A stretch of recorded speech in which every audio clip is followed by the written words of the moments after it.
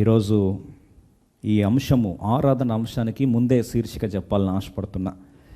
చాలాసార్లు మనకు ఆశీర్వాదము అంటే, బ్లెస్సింగ్ అంటే, విజయం అంటే చాలా సంతోషకరంగా అనిపిస్తుంది. ఎలా ఆశ్రయించబడాలో చెప్తే బాగుండు అని మనము చాలా ఈ మోటివేషనల్ ట్రైనర్స్ దగ్గర, తర్వాత పర్సనాలిటీ డెవలప్మెంట్ క్లాసులని, తర్వాత జీవితం తెలుసుకోవడం కొరకు అందరి దగ్గరికి వెళ్ళి తెలుసుకోవాలని ప్రయత్నిస్తాం. చాలా ఎంతో జాగ్రత్తగా మోటివేషనల్ వీడియోస్ మీద వీడియోస్ చూస్తూ ఉంటాం. కొన్నిసార్లు ఇది సరిపోతున్నట్లు ఆ ఫార్వర్డ్లు కూడా చేస్తున్న అలవాట్లు మనకు ఉండొచ్చు. అయితే చాలాసార్లు మనం మర్చిపోయే సత్యం ఏంటంటే, హెచ్చింపు కానీ ఆశీర్వాదం కానీ మనుషుల నుంచి రాదు. అందుకొరకు బైబిల్లో స్పష్టంగా రాస్తుంది, హెచ్చింపు దేవుడు మాత్రమే ఇవ్వగలడు. ఆయన ఒకరిని హెచ్చిస్తాడు, ఒకరిని తగ్గిస్తాడు, ఒకరిని దీవిస్తాడు, ఒకరిని దేవుడు ఆ దీవెనకు దూరంగా చేస్తాడు. ఇంకో మాటలో చెప్పాలి అంటే, సార్వభౌముడైన దేవుని చేతిలో ఆశీర్వించే హక్కు ఉంది. అయితే ఈరోజు ప్రశ్న ఏంటంటే, ఆశీర్వాదము ఎలా పొందాలి అనే జవాబు చెప్పట్లేదండి. రెండవది, ఈరోజు ప్రాముఖ్యమైన కోణం ఏంటంటే, ఆశీర్వాదము తట్టుకునే దమ్ముందా? Do you have guts to stand the blessing? ఆశీర్వాదం పొందడానికి తట్టుకునే దమ్ముందా? ఈరోజు అంశం ఏంటంటే, ఆశీర్వాదము భరించే దమ్ముందా? Do you have guts? Do you have guts to stand the blessing? ఆశీర్వాదం ఆశీర్వాదం ఆశీర్వాదం అని చాలామంది ప్రార్థిస్తాం, మంచిదే. ఆశీర్వాదం కావాలని కూడా వెంపర్లాడతాం, మంచిదే. యాకోబు కదా ఇశ్రాయేలుగా మార్చబడినప్పుడు రాత్రి ప్రార్థిస్తాయా, నువ్వు నన్ను ఆశీర్విస్తే తప్ప నేను విడిచిపోనని. ఇప్పుడే పాట పాడాం కదా, నువ్వు ఆశీర్విస్తే తప్ప నేను విడిచిపోనయ్యా. I'm not going to leave you unless you bless me. మంచిదే, ఆశీర్వాదం కొరకు చేసే ప్రార్థనలు మంచివే, ఆశీర్వించబడడానికి దేవుడు మనకిచ్చే తరుణాలు మంచివే. కానీ ఆశీర్వాదం వస్తే తట్టుకునే శక్తి నీకుందా? లేదా ఆశీర్వాదానికి దేవుడు ఎలా సిద్ధపరుస్తాడు? How God prepares you for a blessing? ఈరోజు ఈ అంశాన్ని జాగ్రత్తగా అందరం కలిసి ప్రార్థనాపూర్వకంగా లోతైన సత్యాన్ని గ్రహించడానికి ప్రయత్నిస్తాం. అందుకొరకే లూకా సువార్త, మన బైబిల్లో తెలిసి లూకా సువార్త 14వ అధ్యాయం, లూకా సువార్త 14వ అధ్యాయం 28 నుండి 30 వచనాలు కలిసి త్వరగా చదువుకుందాం. Luke's gospel chapter 14. Shall we all read together? Luke's gospel chapter 14, 14వ అధ్యాయం 28 నుండి 30 వచనాల వరకు మనము కలిసి చదువుకుందాం. 28 to 30. Let's read all together. Luka సువార్త 14వ అధ్యాయం 27 నుండి 30 వచనాల వరకు మనం కలిసి చదువుకుందాం. 27 to 30. Let's read all together. 27 నుండి 30 వచనాలు కలిసి చదువుకుందాం. లూకా సువార్త 14, 27 నుండి 30 కలిసి ప్రార్థన పూర్వకంగా త్వరితగతిన మనం అందరం కలిసి చదువుకుందాం. Luke's gospel chapter 14, reading from versus 27 to 30. Prayerfully please. మరియు ఎవడైనను తన సిలువను మోసుకొని నన్ను వెంబడింపని ఎడల వాడు నా శిష్యుడు కానేరడు. 28వ వచనం, మీలో ఎవడైనను, బాగా గమనించండి, మీలో ఎవడైనను ఒక గోపురము కట్టింపగోరిన ఎడల దానిని కొనసాగించుటకు కావలసినది తన యొద్ద ఉన్నదో లేదో అని కూర్చుండి తగులబడి మొదట లెక్క చూచుకొనడా. మొదట ఖర్చు ఎంత అవుతుంది, ఎంత ఖర్చు అవుతుంది అని చూచుకోవాలి. అలాగే 29, 30 కలిసి చదువుకుందాం. చూచుకొనని ఎడల అతడు దాని పునాది వేసి ఒకవేళ దానిని కొనసాగింపలేకపోయినందున చూచువారందరూ ఈ మనుషుడు కట్ట మొదలుపెట్టిన కానీ కొనసాగింపలేకపోయినని అతని చూచి ఎగతాళి చేయసాగుదురు. ప్రియ సోదరి సోదరుడా, ఇంగ్లీష్లో బాగా రాస్తుంది. లూక్స్ గాస్పెల్ చాప్టర్ 14 verse 28, 28వ వచనం. For which of you intending to build a tower sitteth not down first and counteth the cost, whether he have sufficient to finish it? ఈ మాట చదువుతున్నప్పుడు దేవుడు నాతో మాట్లాడుతున్న మాటనే మీ పరిచయం చేయాలని ఆశపడుతున్నా. ప్రభువు జ్ఞాపకం చేస్తుంటున్నాడు, ఒక టవర్ కట్టాలి అంటే ఉన్నత స్థాయి. అందుకొరకే బాబేలు గోపురం కడుతున్నప్పుడు వారు ఏమనుకున్నారంటే, ఆకాశాన్ని అంటాలి, మిన్నంటాలి అని చెప్పి ఆశపడి అంత పైకి వారి గోపురాన్ని కట్టుకున్నారండి. అంటే జీవితంలో ఉన్నత స్థాయికి రావాలి, సఫలీకృతులు అవ్వాలి, విజయవంతులు అవ్వాలి, ఆశీర్వదింపబడాలి అని వారు ఎంతగానో ఆశపడ్డారు, టవర్ కట్టేశారు. అయితే ఇక స్టోరీ ఏంటంటే, ప్రభువారు జ్ఞాపకం చేస్తుంటాడు, యేసు ప్రభువారి మాటలు ఏంటంటే 28వ వచనం అంటాడు, మీలో ఎవడైనా ఒక గోపురం అంటే ఉన్నతమైన శిఖరం గోపురం కట్టింపగోరిన ఎడల దానిని కొనసాగించుటకు కావలసిన తన యొద్ద ఉన్నదో లేదో, అంటే మన భాషలో దమ్ము ఉందో లేదో, శక్తి ఉందో లేదో, ఖర్చు ఉందా లేదా, క్రయధనము చెల్లించగలవా లేదా, can you count the cost అని కూర్చుండి తగలబడి మొదలు లెక్క చూసుకోవాలి. లెక్క చూసుకుంటే అప్పుడు అంటే దేవుడు నాతో మాట్లాడుతూ వచ్చిన మాట ఏంటంటే, ఆశీర్వదించబడాలని అందరం ఆశపడతాం, కానీ ఆశీర్వాదం తట్టుకునే ఖర్చు, దానికి కావలసిన సామర్థ్యం, దానికి కావలసిన తగలబెట్టేది, ఇంకో మాటలో చెప్పాలంటే ఎంత ఖర్చు అవుతుందో, ఎంత క్రయదనం అవుతుందో లెక్క ముందు ప్రిపేర్గా. అది ప్రిపేర్ కాకపోతే అడ్డగోలుగా, మన భాషలు అంటాం కదండి, గోపురం కట్టేయడం ఆరంభించంట కొనసాగించలేక మధ్యలో పోతే ఎగతాళి పాలవుతావు. ఆశీర్వాదం కొరకు వెంపర్లాడి దేవాన్ని దీవించు దీవించు దీవించని ప్రార్థించిన తర్వాత ఇవి మధ్యలో వచ్చే క్రయధనము, ఈ కాస్ట్ కట్టక తప్పదు, ఈ కాస్ట్ వెళ్ళకపోతే ఆశీర్వాదం రాదు అని మనం తెలుసుకోకపోతే మధ్యలో దిగిన తర్వాత ఆశీర్వాదం సగం అట్టేటులో ఎటు కాకుండా మధ్యలో పరిస్థితి ఏమవుతుందంటే చేతులు ఎత్తాల్సిన పరిస్థితి వస్తుంది. అది ఎంత విషాదకరం అండి. మనందరం ప్రార్థన చేస్తాం దేవుడు దీవించాలని, కానీ ప్రభు దీవించడానికి ముందు లేదా దీవిస్తున్నప్పుడు నువ్వు 5 ప్రాంతాల్లో తట్టుకునే సామర్థ్యం నీకు కావాలి. 5 places, త్వరితగతిన 5 మాటలు, 5 ప్రాంతాలు. ఎక్కువ లోతుపడడానికి సమయం లేదు, కానీ ఈ 5 ప్రాంతాలు నువ్వు సిద్ధపడితే దేవుడిని దీవిస్తాడు. మళ్ళొకసారి చెప్తున్నా, ఈ 5 ప్రాంతాలు నువ్వు సిద్ధపడితే దేవుడు దీవిస్తాడు. ఈ 5 ప్రాంతాల్లో తట్టుకునే దమ్ము ఉంటే దేవుడు దీవిస్తాడు. ఈ 5 ప్రాంతాల్లో నిలబడే శక్తి ఉంటే దేవుడు దీవిస్తాడు. ఈ 5 ప్రాంతాలు నిలబడలేకపోతే, బురుజు కట్టాలని గోపురం కట్టింపగోరినవాడు లెక్క చూసుకోకపోతే, క్రయధనం చెల్లించడానికి సిద్ధపడకపోతే, ఇంత ఖర్చు అవుతుంది అని తెలియకపోతే ఖచ్చితంగా అర్ధాంతరంగా ఆశీర్వాదం దూరం అయిపోతారు. ఇదే జరిగేది నష్టం. బైబిల్లో చరిత్ర ఆధారంగా ఒక్కొక్క ఉదాహరణతో పాటు 5 ప్రాంతాలు చూపిస్తాను. దయచేసి 5 ప్రాంతాల్లో ఖర్చు ఖచ్చితంగా అవుతుంది. సిద్ధపడితేనే ఆశీర్వాదం కావాలని ప్రార్థించాలి. అందుకొరకే చాలాసార్లు మనకున్న నైజం ఏంటంటే ఆశీర్వాదం కావాలని కోరుతాం, ఈ ఖర్చు అవుతుంది, ఇవన్నీ 5 రకాల వ్యయము చెల్లించాలి అంటే అమ్మో నాకు వద్దండి అంటాం. కొన్ని దినాల క్రితము మా జీవితంలో జరిగిన సంఘటన అండి. అందరం కొరకు కావాలి, ఫర్నిచర్ కావాలని చెప్పి ఒక ఫర్నిచర్ స్టోర్కి వెళ్ళిన తర్వాత అన్నిట్లో చూస్తే ఒక చైర్ చాలా బాగా నచ్చేసరికి ఇంకా చాలా సంతోషం అనిపించింది. ప్రైస్ చూస్తే ఇంకా చీప్గా ఉందండి.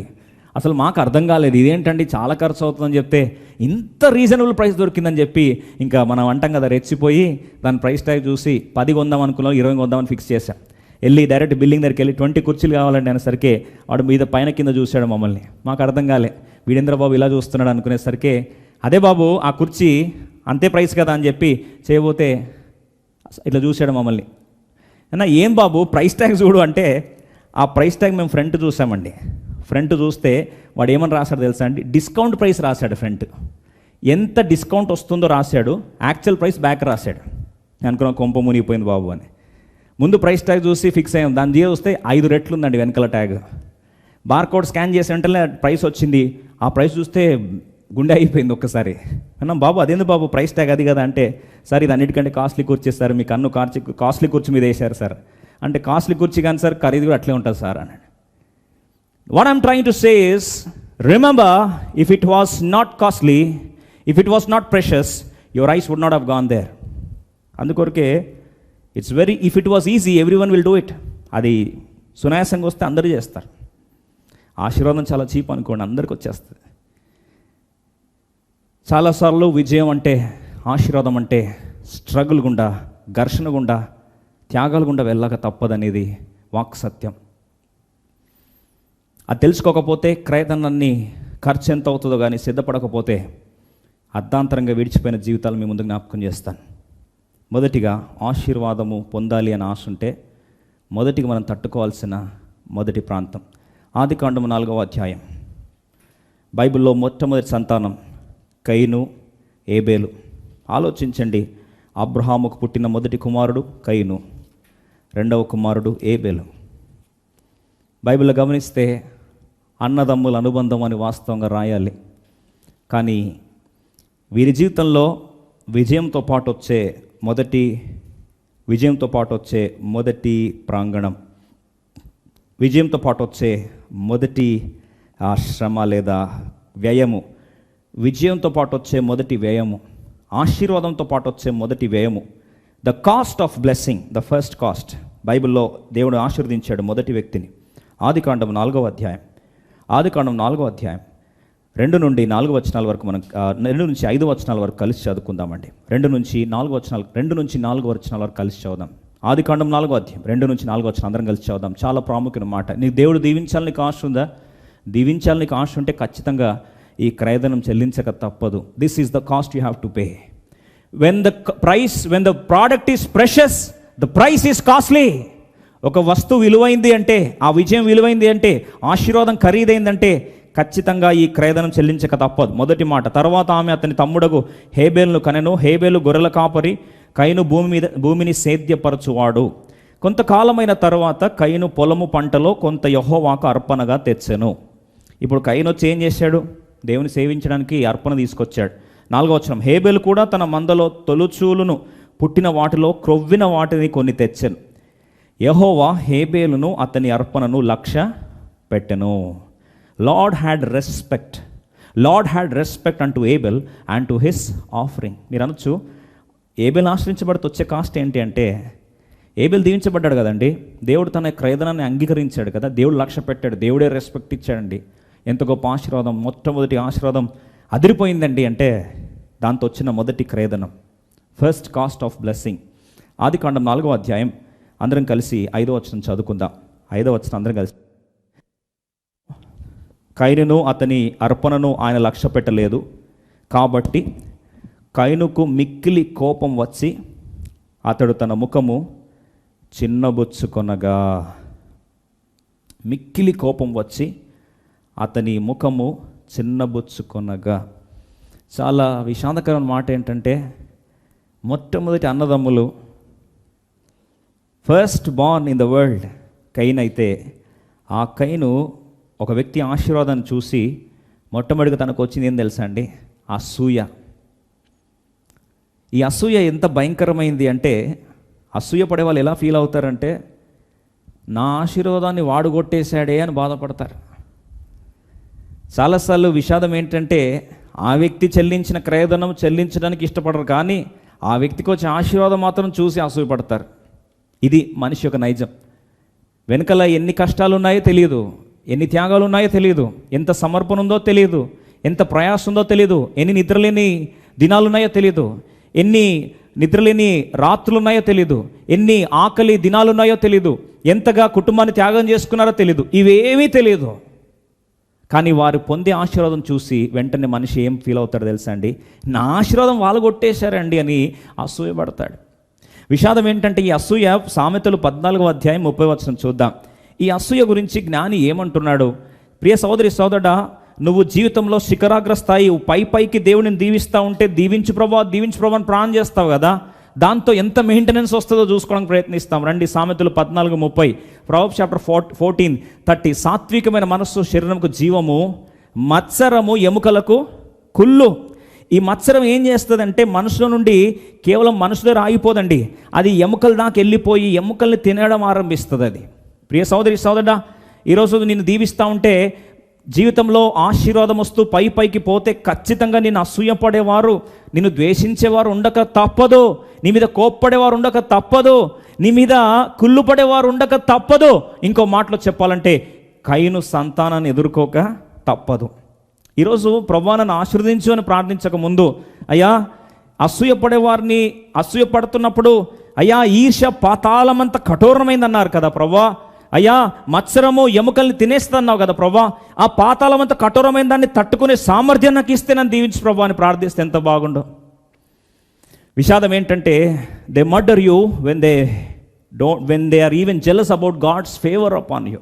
నీ మీద ఈ కయను సంతానం ఏం చేస్తారంటే, నీ మీద అసూయపడ్డప్పుడు దేవుడు కరుణించాడు, దేవుడు లక్ష్య పెట్టాడని వారు ఏమనుకుంటారంటే, వారి ఆశీర్వాదం ఆ ఏబేలు కొట్టేశాడు అనుకొని వారి మీద ఏం చేస్తారండి? అసూయపడతారు. కొన్నిసార్లు అసూయపడి ఏం చేస్తారండి? పొలానికి పిలిచాడట, రండి అందరం కలిసి చదువుకుందాం. ఆదికాండం 4వ అధ్యాయం 8వ వచనం. కయను తన తమ్ముడిని హేబేలు మాట్లాడుతూ ఉంటారు నీ పక్కనే. వారు పొలంలో ఉన్నప్పుడు కయను తన తమ్ముడిని హేబేలు మీద పడి అతనిని చంపెను. పొలానికి పిలిపించాడు. పొలంలో పండించుకున్న కయను రాయ్యా అంటే ఏబేలు పాపం వచ్చాడు, అన్న కదా అని మాట్లాడడానికి. అన్నే కదా అని మాట్లాడడానికి వస్తే ఆ ఏబేలు మీద ఏం చేశాడంటే పడి చంపేశాడు. తర్వాత వాళ్ళు అడుగుతున్న మాట ఏంటండి? వాళ్ళు అడగడంలో తప్పే ఉంది అంటాం కదా. వాళ్ళు అంటున్నారు, చూడండి, ఇప్పుడు ప్రభు వారు చూసినప్పుడు ఏబేలు రక్తము ఘోషిస్తుండగా, ఆదికాండం 4వ అధ్యాయం 9వ వచనం. యెహోవా నీ తమ్ముడైన హేబేలు ఎక్కడున్నాడని కయీనును అడుగగా అతడు, నేను ఎరుగను, నా తమ్మునికి నేను కావాలి వాడనా అనను. అప్పుడు ఆయన, నీవు చేసిన పని ఏమిటి? నీ తమ్ముని రక్తం యొక్క స్వరము నేలలో నుండి నాకు మొర్రపెట్టుచున్నది. ప్రియ సోదరి సోదరా, ఆ నేల మీద నుండి ఆ తమ్ముని యొక్క స్వరము కేకలు వేస్తూ ఉంది అని ఎప్పుడైతే ప్రభు జ్ఞాపకం చేశాడో, విషాదకరమైన మాట ఏంటంటే సహోదరుని కదా వెళ్ళింది. ప్రియ సోదరి సోదరా, వాక్య సత్యం ఎంత నిజమైంది బైబిల్ గ్రంథం అంటే మత్తయి సువార్త 10వ అధ్యాయం 36వ వచనం. సహోదరుడే కదా అని పొలానికి వెళ్ళాడు కదా, సహోదరుడే కదా అని చెప్పి పొలంకి వెళ్తే మాట్లాడుతున్నాడు కదా అంటే బైబిల్ రాసి చూడండి, నీ మనుషుని ఇంటివారే అతనికి శత్రువులగుదురు. మనుషుని ఇంటివారే శత్రువులు అవుతారట. ఇది బైబిల్లో ముందే దేవుడు చెప్పాడు. నేను ఆశీర్వదించాలని నువ్వు కానీ ఒకరు ప్రాధేయపడితే మంచిదే. God is ready to bless you, but are you ready to bear the envy and jealousy? అసూయను తట్టుకునే శక్తి సామర్థ్యం నీకుందా? పాతాళం అంత కఠోరమైందే, అది తట్టుకునే సామర్థ్యం నీకుందా? అందుకొరకే మొదటిగా ఆశీర్వదించబడిన వారి జీవితంలో దేవుని యొక్క కృప, దేవుని యొక్క లక్ష్యము, దేవుని యొక్క ఫేవర్ ఎవరి మీద ఉందో వారి జీవితంలో వచ్చిన మొదటి సమస్య ఏంటంటే ప్రజలు వారిని ఏం చేస్తున్నారంటే సొంత కుటుంబాలను ఏం చేస్తుంది? ద్వేషిస్తుంది, లేదా కోపోద్రేకులైపోయారు, అసూయ వచ్చింది, ఈర్ష్య వచ్చింది. అందుకొరకే ఎంత స్థాయికి అది వెళ్ళిపోయిందంటే చివరికి వారి జీవితాన్ని, చివరికి ఏబేలుని చంపడానికి కూడా వెను తీయలేదు. అయితే ప్రియ సోదరి సోదరుడా, ఏబేలు చనిపోయిన తన రక్తం ఇంకా మాట్లాడుతూ ఉందే. ఏమైనా మాట్లాడుతుండొచ్చు అంటే, అయ్యా మీకు ఆశీర్వాదం కావాలి అని ఆశపడితే దానికి వచ్చే క్రయదనం చెల్లించడానికి కూడా మీరేం కావాలి? సిద్ధపడాలి. You should be ready to pay the price. అయితే ఇది అసూయపడుతుంది ఎవరంటే లేనివారు ఉన్నోళ్ళ మీద అసూయపడుతున్నారు. కానీ అప్పుడు మీరు అనొచ్చు, సరే అండి మాకు దేవుడు దీవించలేదు, కానీ మా దగ్గర లేదు, మరి వేరే వాళ్ళు చూస్తే మేము ఎట్లా ప్రతిస్పందించాలి అంటే బైబిల్లో దీన్ని ఇంకొక కోణం కూడా మనం చూస్తాం. ఎందుకంటే వాక్యము దేవుడు అన్ని యాంగిల్స్లో మనం చూపించినప్పుడు అన్నీ నేర్చుకోవడం మనం ఇష్టపడదాం. 1 సమూయేలు గ్రంథం 1వ అధ్యాయం 2వ వచనం మనం తీస్తాం. 1 సమూయేలు గ్రంథము 1వ అధ్యాయము 2వ వచనం చూస్తాం. ఎల్కానా ఉన్నాడు. ఎల్కానాకి 2 భార్యలు. మొదటి భార్య పెనిన్నా. ఈ పెనిన్నాకి దేవుడు సంతానం ఇచ్చాడు. అయితే ఈ హన్నాకు మాత్రం దేవుడు సంతానం ఇవ్వలేదు, సంతు లేకుండా చేశాడు. దేవుడే గర్భాన్ని మూసేశాడు. ప్రియ సోదరి సోదరు ఆలోచించు, వాస్తవంగా ఎవరి మీద అసూయపడాలి? ఇది దేవుని బిడ్డలు నేర్చుకోవాల్సిన పాఠం. ప్రియ సోదరి సోదరు, నీకు లేదా? ఇతరులు దేవుడు దీవిస్తున్నాడా? నువ్వు హన్నా వల్లే స్పందిస్తే నీకు ఆశీర్వాదం అవుతుంది, కానీ కయీను వల్లే స్పందిస్తే నీకు ఏమొస్తుంది? కయీను స్పందించాడు, చంపేశాడు. బైబిల్ రాస్తుంది ఆదికాండం 4వ అధ్యాయంలో చూస్తే, ఆ ఆదికాండం 4వ అధ్యాయం 11, కావున నీ తమ్ముని రక్తం నీ చేతిలో నుండి పుచ్చుకొనుటకు నోరు తెరిచిన ఈ నేల మీద ఉండకుండా నీవు శపింపబడిన వాడవు.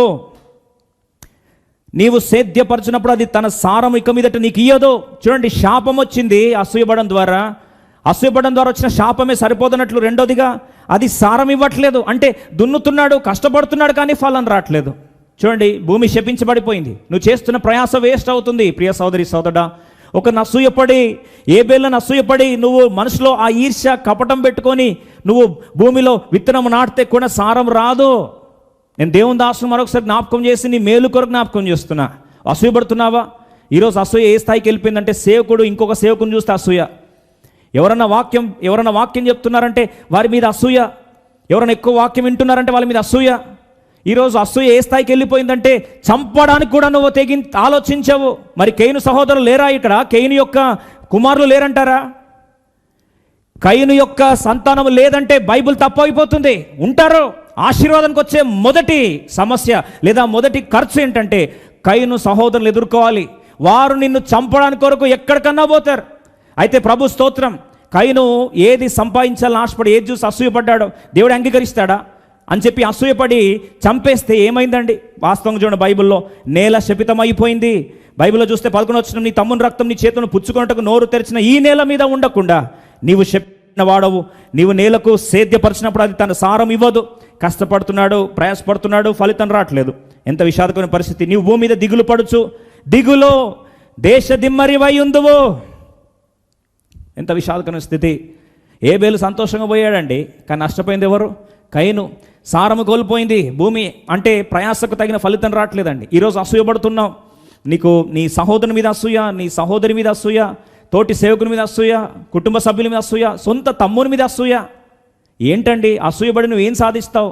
బైబిల్లో రాస్తుంది, నీ భూమి నీకు ఫలభరితమైన సారం కోల్పోయినప్పుడు నీ ప్రయాస వేస్ట్ కాదా? విత్తనాలు విత్తుతున్నావు కానీ పంట రావట్లేదు. ప్రయాసపడుతున్నావు, చిల్లి గవ్వ కూడా మిగలట్లేదు. జోబులో చివరికి రంధ్రాలను జోబుగా మారిపోయింది. అసూయపడి పాతాళం అంత కఠోరమైంది. పరిష్కారం కూడా చూపిస్తాను, ఎందుకంటే అది బాధపడద్దు, అసూయపడద్దు అని అందరు చెప్తారు. కానీ అసూయ ఎలా జయించాలి, హౌ టు ఓవర్కమ్ దాట్, రండి చూసుకుందాం. ఇప్పుడు బైబిల్లో ఇద్దరు స్త్రీలు ఉన్నారు. ఇప్పుడు 1 సమూయేలు గ్రంథం 1వ అధ్యాయంలో మనం చూస్తే 2వ వచనానికి వస్తాం. 1 Samuel chapter 1 verse 2 2వ వచనానికి వస్తాం. ఇది దేవుడు ముందే బైబిల్లో యథార్థంగా రాసి పెట్టి అసూయ పడాల్సిన దానికి బదులు ఏం చేయాలి. చాలాసార్లు అనుకున్న సమస్య ఏంటంటే, మనకు లేనిది ఇతరులకు ఉందనుకోండి, మనకు అసూయ వస్తుంది. అప్పుడు ఏం చేస్తాం, వాళ్ళది లాక్కోవాలని ప్రయత్నిస్తాం, లేదా వాళ్ళు శపితం అవ్వాలని ఆశపడతాం, వాళ్ళకు ఉండొద్దు అని ఆశపడతాం. అయితే నిజమైన దేవుని బిడ్డలు ఏమని ప్రార్థిస్తారు, నిజమైన దేవుని బిడ్డలు ఏమని సిద్ధపడతారు, నిజమైన దేవుని బిడ్డల వాళ్ళ స్పందన ఎలా ఉంటుంది? ఇప్పుడు ఆలోచించండి. నిజంగా దీవించబడాలని ఆశ ఉంటే కొన్నిసార్లు దేవుడు నీ దగ్గర లేకుండా ఇతరులకు ఇచ్చాడు అనుకో, మరి అప్పుడు ఏం చేయాలి? నీకంటే ఇతరులు బాగా ఆశ్రయించబడుతున్నారు, నువ్వు వాళ్ళని చూసి కుళ్ళుకోవాల్సిన అవసరం లే. వాళ్ళని దీవించిన దేవుడు, అయ్యా నువ్వు వాళ్ళని దీవించావు కదా నాయన, నన్ను కూడా దీవించవా అని చెప్పి హన్నలాగా ఏడిస్తే మంచిది కదా. దాని బదులు వాళ్ళకు ఉండొద్దు, నాకు ఉండొద్దు, నాకు లేకపోతే వాళ్ళకు ఉండొద్దు, ఇలా సాడిస్ట్గా ఆలోచించేదానికంటే, ప్రభా నువ్వు వాళ్ళకి ఇవ్వలేదు కదా, వాళ్ళకి ఇచ్చావు ప్రభా, నాకు లేదు, అయ్యా నాకు కూడా దయచేయి ప్రభా అని ప్రార్థిస్తే ఎంత బాగుంది. అందుకో బైబిల్ రాసి ఉంచండి. 1 సమూయేలు 1వ అధ్యాయం 2వ వచనం అందరం కలిసి చదువు. వీరిలో ఒక దాని పేరు హన్న, రెండవ దాని పేరు పెనిన్నా.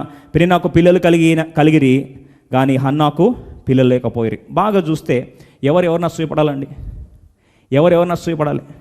ప్రియ సోదరి బాగా ఆలోచించు, ప్రియ సోదరుడు బాగా ఆలోచించు. ఒక ఆత్మీయ సత్యాన్ని దేవుడు నీకు నేర్పించి నీ జీవితాన్ని సమోన్నతంగా మార్చి నేను దీవించాలని ఆశపడుతున్నాడు. ఎవరిని అసూయపడాలి? లేనోళ్ళు ఉన్నోళ్ళని అసూయపడాలి కదా. ఇక్కడ ఈమె అసూయపడట్లేదండి. హన్న పెనిన్నాకి ఇచ్చావు ప్రభా, ఆమెకి ఇచ్చావు ప్రభా అని పెనిన్నాను చూసి అసూయపడలేదు. కానీ స్టోరీలో చూస్తే ఈ అసూయపడకుండా లేని ఆమెను దేవుడు దీవించడానికి బాగా వినండి. అందుకొరకే భోజనం వండడానికి కొరకు మన కింద ఏం కావాలండి? మంట కావాలి. ఇంకో మాటలో చెప్పాలంటే fire is needed to bring the best in you. నీలో నుంచి శ్రేష్టమైనది రావడానికి కొరకు దేవుడు కొన్నిసార్లు ఏం చేస్తాడు? మంట పెడతాడు. ఒకళ్ళు ఇతరులు దీవిస్తున్నాడే అనుకో దేవుడు, దుష్టుడు బాగా వర్ధిల్లుతున్నాడు, కీర్తనకారుడు అంటాడు, అయ్యా దుష్టుడు వర్ధిల్లడం చూసి నాకు చాలా అసూయ అయిపోయింది ప్రభా అని. ఈయన పాపం బాధ ఏంటంటే, వాడు ఏమీ చేస్తలే, వాడిని ఎందుకు దీవిస్తున్నావు ప్రభా, నన్ను ఎందుకు దీవించట్లేదు ప్రభా అనేది బాధ వచ్చి వాని మీద అసూయపడ్డాడు, కుళ్ళు పడతా ఉన్నాడు.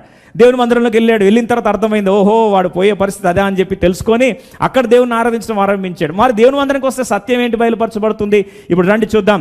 1 సమూయేలు గ్రంథము 1వ అధ్యాయం 6వ వచనం కలిసి చూద్దాం. యెహోవా ఆమెకు సంతు లేకుండా చేసి ఉన్న హేతును బట్టి ఆమె వైరియగు పెనిన్న ఆమెను విసికించుటకై ఆమెకు కోపం పుట్టించు వచ్చాను. ఇప్పుడు చూడండి, అసూయపడాల్సింది హన్న అయితే, హన్నాకు లేదు కదా అని చెప్పి ఉన్నామె ఏం చేస్తుందండి? విసిగిస్తుంది, రెచ్చగొడుతుంది. ఇంకో ఇంగ్లీష్ బైబిల్ రాస్తుంది ప్రొవోక్డ్ అని, అంటే తనని రెచ్చగొడతా ఉంది. ఇలాంటి పరిస్థితులు ఉన్నావా ప్రియ సోదరి సోదరుడా? ఈరోజు నీకు లేకుండా పోతే ఉన్నోళ్ళు నిన్ను ఎగతాళి చేస్తూ రెచ్చగొడుతూ కొన్నిసార్లు అవమానయుక్తంగా మాట్లాడుతున్నారా? మంచిదే. ఎందుకు మంచిది అంటే, అలా రెచ్చగొట్టినందుకు హన్నాకి ఏమొచ్చింది తెలుసా అండి? రండి అందరం కలిసి చదువుకుందాం. ఈమె ఏ విధంగా అయితే ప్రతిసారి బాధ పెడుతూ రెచ్చగొడతా ఉంటే, కోపం పెట్టిస్తూ ఉంటే, 7వ వచనం కోప పెడతా ఉంటే 10వ వచనం అందరం కలిసి చదువుదాం. బహు దుఃఖాక్రాంతురాలై, ఇప్పుడు ఏడిపిస్తున్న ఆమె పెనిన్నా ఏడిపిస్తూ ఉంటే దుఃఖం తట్టుకోలేక, రెచ్చగొడుతుంది కాబట్టి బాధ తట్టుకోలేక దుఃఖాక్రాంతురాలై వచ్చి యెహోవా సన్నిధిని ప్రార్థన చేయొచ్చు బహుగా ఏడ్చాను. చూడండి, ఆమెకి ప్రార్థన భారం ఎలా వచ్చింది? ప్రార్థన భారం ఎలా వచ్చిందండి? ఆటోమేటిక్గా వచ్చిందా? మనకు కొత్తగా భారం రాదండి. మనకి ఎప్పుడు భారం వస్తుందో తెలుసా? కోవిడ్ కొరకు ప్రేయర్ చేయండి అంటే మనకు భారం రాదు. అదే కానీ మన సొంత అమ్మనో నాన్ననో లేకపోతే మనం ప్రేమించిన వాళ్ళు కోవిడ్ వచ్చిందనుకోండి, ఎంత భారమో, కన్నీటి ప్రార్థనలు ఇట్లా విలయతాండం ఆడుతూ ఉంటాయి, ధారావాహిక స్రవంతిలాగా ఏర్లే బారుతూ ఉంటాయి. ప్రవ్వా ఎలాగైనా సరే ఇంత బాధకరమైంది అనుకోలేదు ప్రవ్వా అని అప్పుడు భారం వస్తుంది. కొన్నిసార్లు దేవుడు ఏం చేస్తాడంటే, భారం పెట్టడానికి కొరకు మన పక్కన పెనిన్నాలను పెడతాడు. పెనిన్నాళ్ళు ఉన్నారంటే ఖచ్చితంగా హన్నాలకు సమూయేలు రావాల్సిందే. సమూయేలు ఆశీర్వాదం అనుకుందాం. సమూయేలు ఆశీర్వాదం హన్నాకు రావాలి అంటే హన్నాను రెచ్చగొట్టే వాళ్ళు పక్కన ఉండాలి.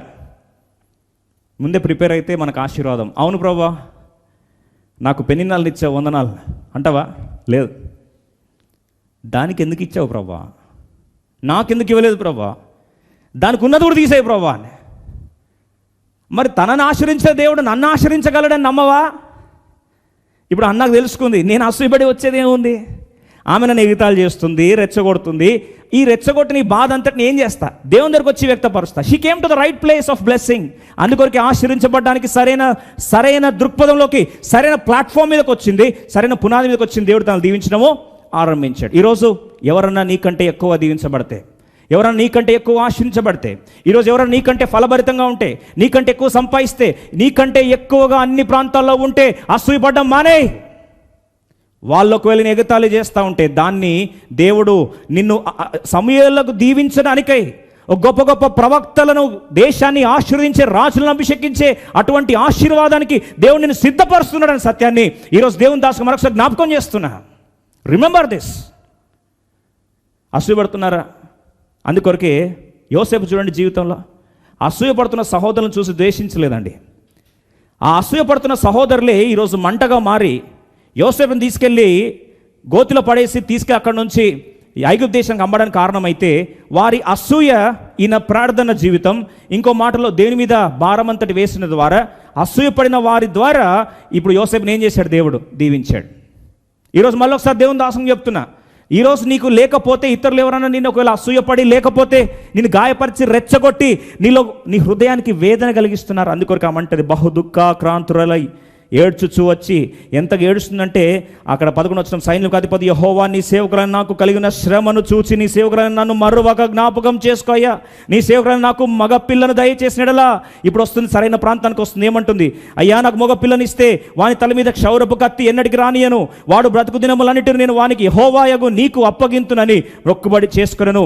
యెహోవా సన్నిధిని ప్రార్థన చేయుచుండగా ఆ ప్రాంతంలో ఏలి వచ్చి చూసి, ఏమైపోయింది, ఇట్లాంటి ప్రార్థనలు చేస్తుంది, శబ్దం రావట్లేదు, కానీ కన్నీరు మున్నీర ఏడుస్తుంది, బాగా తాగేస్తుందేమో అనుకొని అపార్థం చేసుకున్నప్పుడు అన్న అంటుంది 15 అది నాకు అది కాదు, నా ఏళ్ళవాడ, నేను మనోదుఖము గలదానై ఉన్నాను, నేను ద్రాక్షరసం మద్యమైన పని చేయలేదు, కానీ నా ఆత్మను బాగా గమనించండి. ఎవరన్నా నిన్ను వారు ఆశ్రయించబడి నిన్ను ఒకవేళ ఎగతాళి చేస్తే నువ్వు చేయాల్సింది ఇది. వాళ్ళ మీద అసూయపడి ఈర్ష్య తెచ్చుకొని నీ ఆరోగ్యం పాడు చేసుకొని నువ్వు శాపగ్రస్తురాలు కావద్దు. మరి ఏం చేయాలి? నా ఆత్మను యెహోవా సన్నిధిని కుమ్మరించుకొనుచున్నానయ్యా. I'm pouring out my spirit, my soul at the feet of the Lord. Out of the abundance of the complaint and grief have I spoken like this, Lord. నేను మొత్తం నా యొక్క ఆత్మనంతటిని, నా భారం అంతటిని, నా కన్నీరంతటిని ప్రభు దగ్గర కుమ్మరిస్తున్నానయ్యా అని ఏడ్చి ప్రభు దగ్గర ఎప్పుడైతే సమర్పించుకుందో అంతే. 1 సమూయేలు 1వ అధ్యాయం 17వ వచనం. అంతటి ఏలి, నీవు క్షేమముగా వెళ్ళుము, ఇశ్రాయేలు దేవునితో నీవు చేసుకున్న మనవిని ఆయన దయచేయునుగాక అని ఆమెతో చెప్పగా, ఆమె అతనికి, నీ సేవకులను నేను నీ దృష్టికి కృప పొంది నేను గాక అనగను. తర్వాత ఆ స్త్రీ తన దారిని వెళ్ళిపోయి భోజనం చేయొచ్చు నాట నుండి దుఃఖముగా ఉండుట మానెను. ఏడో మానేసిందండి. దేవుని దగ్గరికి వచ్చి బాధ చెప్పుకుంది. అది అద్భుతమైన ప్రార్థన. అందుకొరకు సంఘం అత్యాసక్తితో ప్రార్థించినప్పుడు పాతాళపు ద్వారాలు ఏమైనాయి? పటాపంచలై భూమి కంపించింది. శతాధిపతి, ఆ యొక్క చెరసాలాధిపతి రక్షణ పొందాడు, కుటుంబం రక్షణ పొందింది. గొప్ప గొప్ప అద్భుతాలు జరిగాయి కదా. సంగమ భారం రావడానికి కొరకు పేతుని అరెస్ట్ చేశారు. ఈరోజు కోవిడ్ని దేవుడు ఎందుకు అనుమతిస్తున్నాడు తెలుసా? మనకు ఆత్మీయ జీవితంలో క్రైస్తవులకు భారం రావాలి, ప్రార్థన భారం.